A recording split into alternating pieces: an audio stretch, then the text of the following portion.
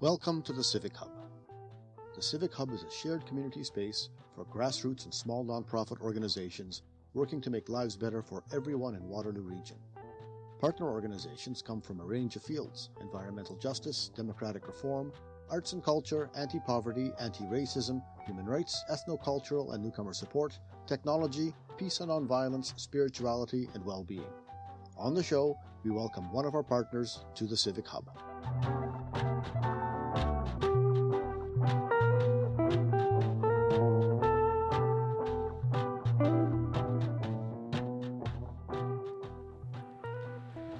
Today, we're not welcoming one of the partners of the Civic Hub, but we're actually welcoming the coordinator of the Civic Hub Waterloo Region, Ritika Shrimali. Ritika, welcome to the Civic Hub.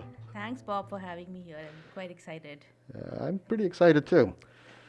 So tell me, let's get some of the starting stuff over with. What is the Civic Hub? All right. I think around 2014-15, Trudy Bone, who was then the executive director of Social Development Center, they had started with something called the community councils. And the idea was that the organizations and the community members would get a chance to come together and talk about the needs that they have and advocate for themselves. And they were sort of working through that. And I think after 2 to 3 years after that, they got some seed funding to start Civic Hub, which is essentially a place for the different community partners, community organizations to come together and get access to certain resources so that they can grow and work towards their mandate. So, Right. What kind of organizations come to the Civic Hub? So at present we have about 40 community organizations. 40? Yeah, and they range from environmental justice to climate change to mental health. We have a few indigenous groups with us right now. We have community groups that are dealing with perinatal mental health. We have groups that are actively supporting low-income voices, eviction prevention, and there is a group which is called Movers and Shelters, and they're basically getting women who are in abused households, get them to move to safer locations. So there are a whole lot of groups that are part of us, and in last 1 year, we have seen a substantial increase in membership. That's great. And you're planning on having members from each of those organizations come on the podcast. Welcome to the Civic Hub. Yes, absolutely. Already we have, I think the next 3 weeks are already planned, and each of them would be coming in and talking about their groups. That's great. Yeah. How'd you get involved? Oh, that's a longer story. So I've been involved with the Social Planning Council in general. So I was in Mississauga then, and I was looking for, I have an academic background, but I was looking for some non-academic work, and I started working with Social Planning Council of Peel region. And through that, I got to know about Social Planning Network of Ontario, and then we moved to Kitchener-Waterloo, and I was looking for some part-time work, and I met up with Alex, and yeah. Alex Petrovich. Alexandra Petrovich, who's the executive director of Social Development Center, and then I started working as a volunteer, and then through that, I moved from 5 hours to 25 hours right now. So I'm working part-time still, but yeah. So, yeah. And how did you end up becoming the coordinator? Yeah. So essentially, I think my background is in social justice and equity, and I did my PhD from York University, which was looking at corporatization of Indian agriculture, and what were its consequences for the small and marginal peasantry in India. So my understanding of the world was around looking at marginalized people and what is happening to them. And that sort of translated when I came to Kitchener-Waterloo area and I interacted with Alex. I started seeing how local community issues where marginalized people are getting impacted with the kind of policies that the region comes up with the kind of needs that the people have, I could see a lot of parallels in what is happening in India and what is happening here in terms of how um, people are treated. And from there, I think I just started sort of getting into the space to see what can be done to make things better. And I think of all the places I've been in GTA, but I think Kitchener Waterloo has one of the most active community members in the region, and I was just amazed to see the vibrancy of the grassroots and how people are advocating for themselves. So that really just got me excited, and just it just feels like it just feels very natural to me to host them, to be part of their struggles, and to find ways that we can improve their overall advocacy and work towards that. Right. Is there more participation that you've seen? Is that because there's a greater need here in Kitchener-Waterloo? I think there is a greater need, but I think it's the sheer I think determination of the groups that they just want to fight against the odds, and sometimes I get exhausted by just listening to them. I wonder what really keeps them going, but it's just so inspiring to just to be part of these different groups having different thematic agendas, but the baseline is just the same, that they're fighting for justice and equity for their own groups. Right. And that just motivates me, and which is pretty exciting because the other people who are working with social development center get to see more depressing things, but as being part of the coordinator, I'm getting to see more positive things in terms of how people are actually coming together and advocating and fighting for themselves. So it feels more enriching overall. Yeah. You're seeing the results of all the hard work that other people are putting in. I'm beginning to see the results. Yeah. Yeah, that's excellent. How do people, what do they get out of the Civic Hub? What does the Civic Hub offer to them? Right. So there are a range of things that we are working towards that we've done in the past and we want to build in the next 1 year. One of the important things that we are bringing to the table is ability of the community to connect with each other. And they're doing it through several ways. One is, of course, we have a basic Google group. So everybody who becomes part of the Civic Hub gets access to that Google group, and they can respond to each other, they can share their events, and you have access to about 42 different groups and share your ideas with them. We have a monthly newsletter where we talk about the events that Civic Hub would be organizing, but also sometimes the events are happening where we can also advertise those events of the community partners. So we share that with them. Every month we organize something called as Civic Exchange Hub lunches. Some of these events are in a way unplanned, that we just tell people that we're having a lunch on Wednesday. It's usually on third Wednesday of the month, and 12 to 1, so everybody has it on their calendar. And people come, they share what is it that they need, what is it they're working on, if in any way Civic Hub can provide them with any kind of assistance.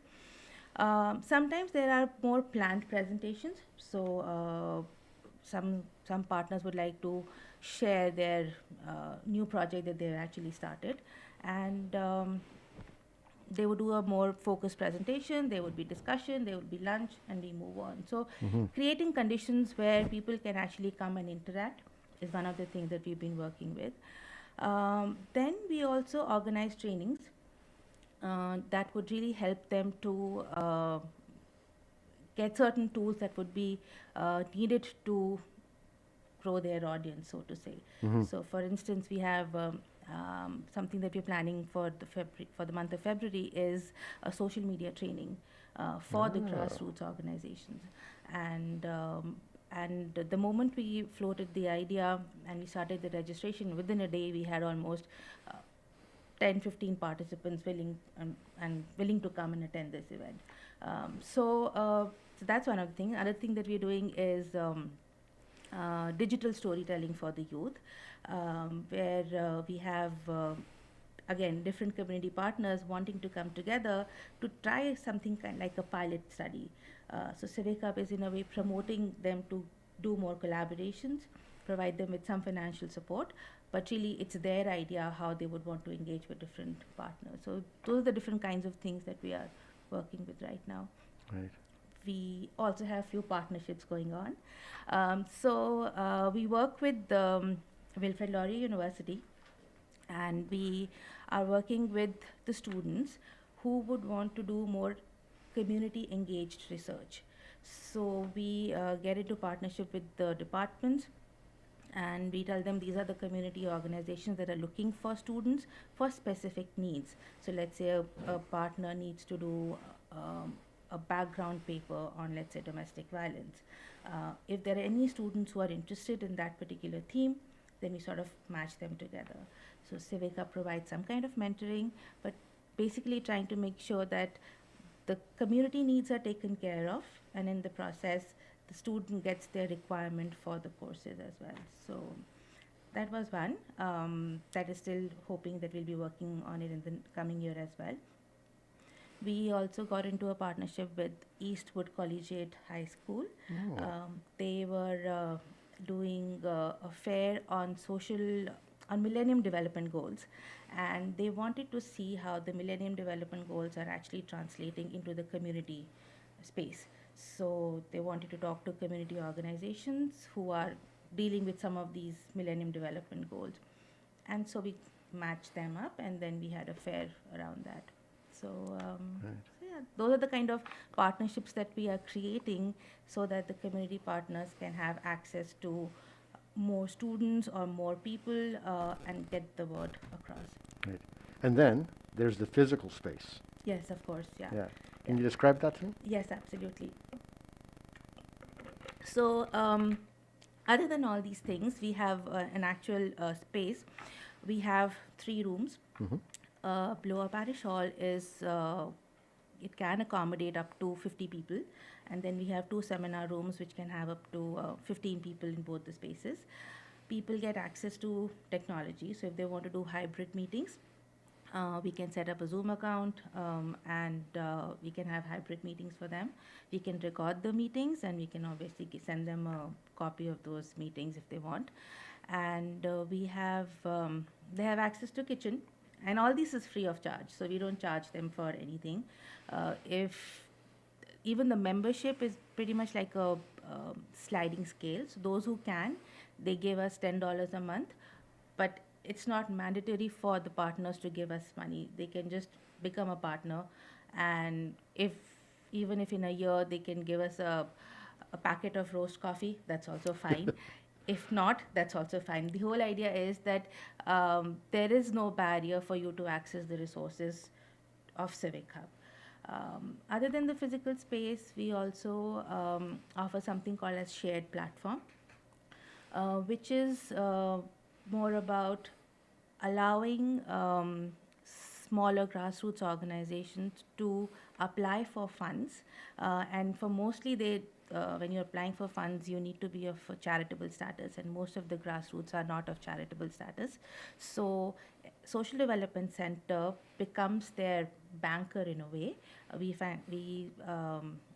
sign an agreement where we say that we will take care of the financial paperwork for you, and then the grassroots organizations, they apply for funds, and we take care of the bookkeeping for them. Right. And so that's something again that we do. Right, so that you're essentially lending out the Social Development Centre's charitable status Yes. to the different community groups Yes. that Yeah. are generally too small to be able to get a charitable status. Yeah. So that's why it has, I mean, right, last year itself, we had about 7 community partners who got onto shared platform with us, and they're obviously benefiting from it.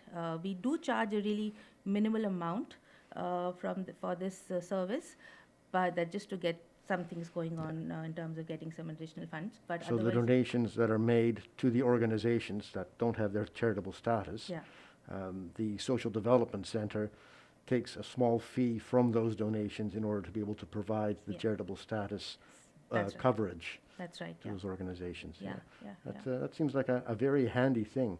A lot of the organizations that I know are so small. There's 3 or 4 core organizers, Yeah. and then a whole ragtag band of people that couldn't organize a banana split. Yeah, absolutely, So absolutely. So it is a pretty exciting service to offer, but I must add a caveat to it right now, that even though we are doing our best to provide as much support as possible, we are also struggling at certain levels, and we are looking to hire more help, who can help with this kind of bookkeeping kind of services, because all of us are working on a part-time basis and with a lot of passion, and the amount of work that is needed for to do all this often ends up burning us out as yes, well. So we are struggling as well, but we are also very cognizant of the fact that it is something that we need to work towards, and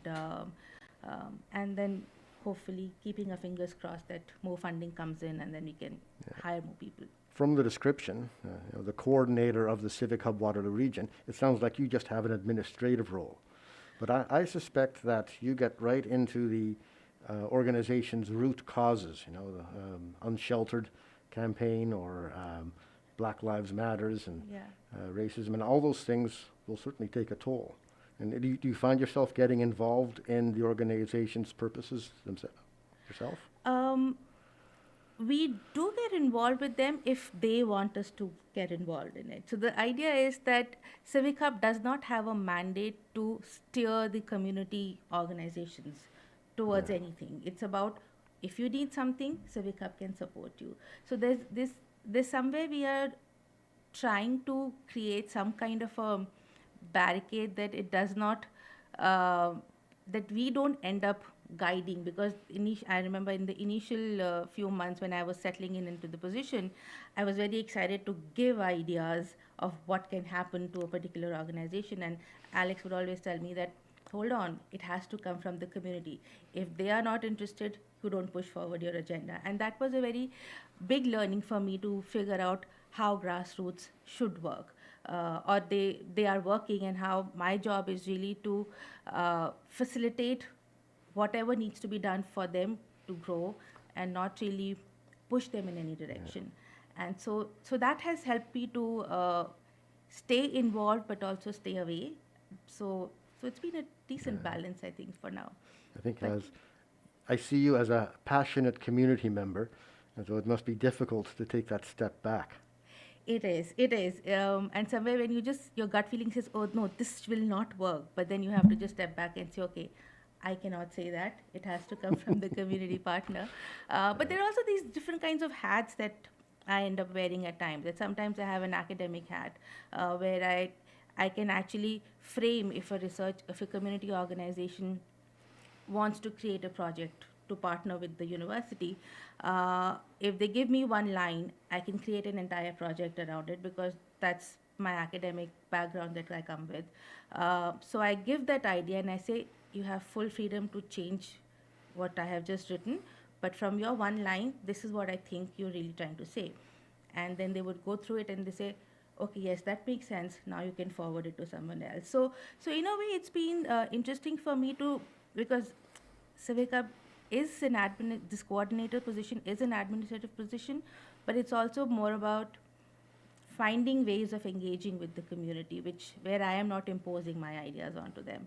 So it's been an interesting back and forth of ideas, but yeah, Yeah? it's fun. Yeah. It's a good place But to be. you're doing this as a part-time position. Yes. Yeah. Yeah. And said you're looking for more funding to get either a full-time position or other people to work there Yes. Yes. in Yeah. a part-time role. Yeah. You said that the organizations themselves contribute to the Civic Hub by paying a $10 fee and a package of tea. Now, I can't see a package of tea and $10 going far enough to actually pay for all the staff and the resources that are available there. No. Must be other sources of funding. No, I mean, this is more of a, I think it's more of a asking for some kind of commitment from the community organizations, but I think and sometimes you often question that there are 5 organizations that can pay, but there are 20 more who can't. How fair it is for those who can actually pay, or who think that they need to pay. But I think it's just something which is more like a gray area kind of a thing, where if you can, please go ahead and do it, because it's going to go back to the community partners in any case. But if you can't, this will not stop you from accessing all these kind of facilities. And yeah, I think so far it's just been working, but we are trying to find more ways to list out our needs as well. So, okay, coffee could be one thing, but maybe something as simple as empty food containers, because a lot of people come with food, but they don't know how to take the food back with them, so they don't have those kind of things. So just finding ways that you can get involved with the community at whatever level you want to be involved at. So Looking at the larger umbrella of the organization, there must be government funding available, grants, foundation contributions. Yes. How does that get into the Civic Hub? Last year we were funded by the Upstream Fund of Waterloo Region, and that really got us going, because after the pandemic, Civic Hub had really sort of, I think it was sleeping. But when we got the funding, and once I was hired as a part-time coordinator, things really then finally started moving around. Now we are looking at a few other funds for next year, and we will apply for them, and hopefully we'll get something. Fingers crossed. But yeah, it's a precarious situation to be in. Even at the level where SDC is at this point in time, you never know when the needs of the funders might change. But we are hopeful that whatever work we've done so far is reflective of our commitment and what we want to do in the next 1 year, and hopefully it will come through. But, hearing a lot of funding restrictions and loss of funding for many organizations. Right. So hopefully the Civic Hub doesn't fall prey to that general trend.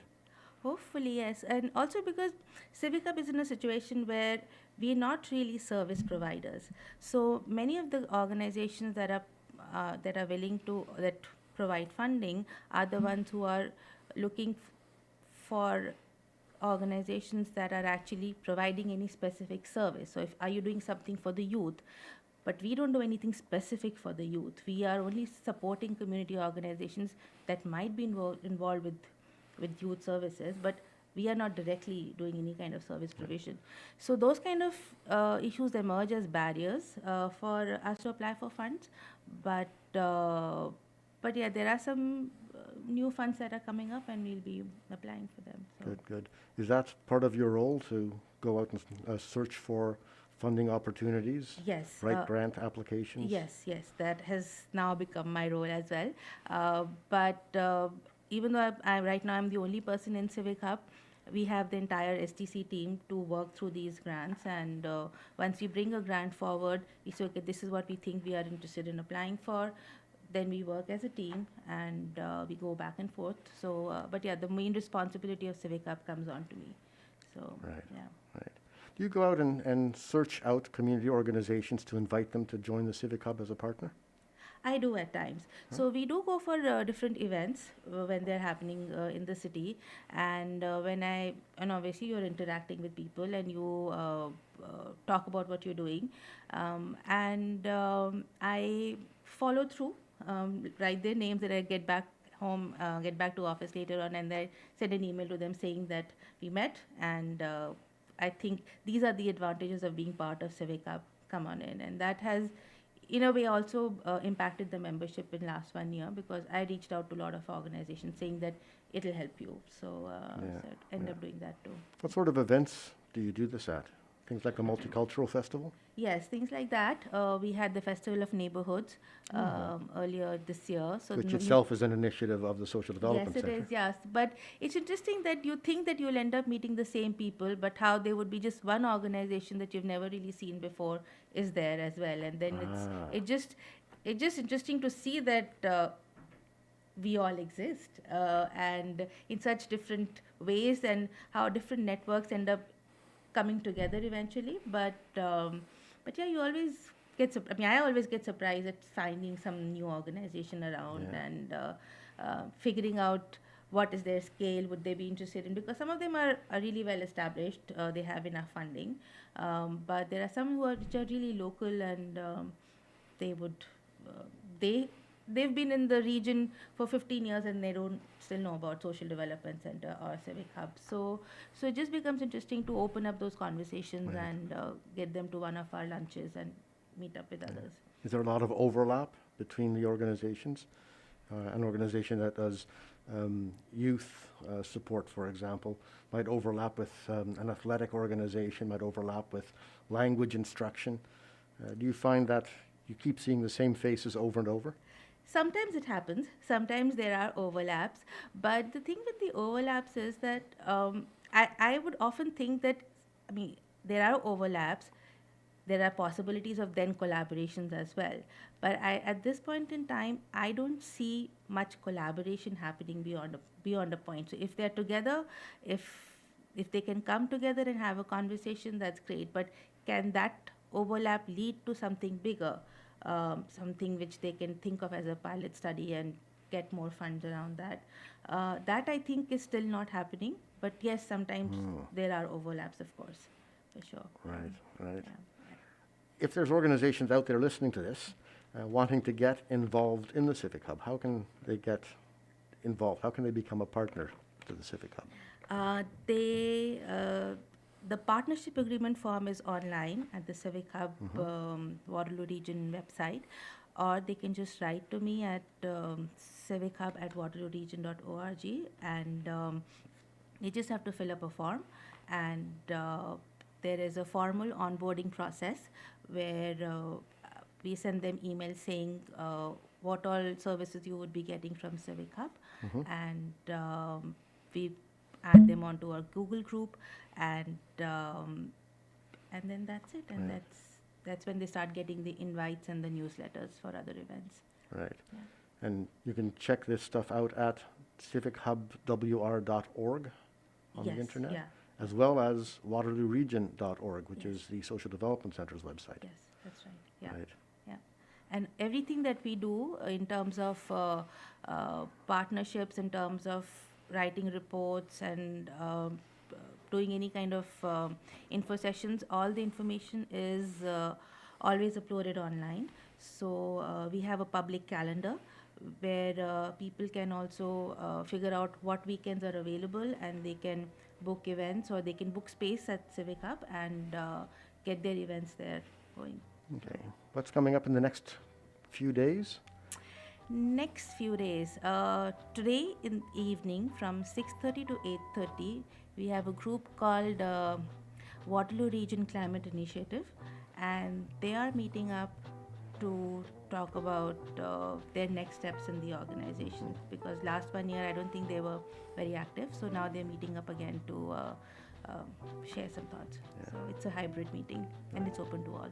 And there's a constant stream of other activity, which you can see on the calendar Yes. at civichubwr.org. That's right. Yeah. Yeah. And the calendar is almost always filled. So yeah, there's an ACORN meeting coming up, I think next week. But it's all on the calendar, which is Regular public. meetings for the Unsheltered campaign, Yes. all kinds of stuff. All kinds of information, all kinds of meetings. The Sudanese group met up this Saturday. There are about 40 people who met up, and before that there was a crafts club that the indigenous communities had organized. So yeah, everything is online, and you can see it and you can attend these events. Yeah. Ritika Shrimali, thank you so much for coming in, and welcome to the Civic Hub. Thank you so much for having me. Thank you. Civichub.org is the online presence. You can reach them at Civic Hub at waterlooregion.org. Right. Yeah. Thank you, Ritika. Yeah, thank you.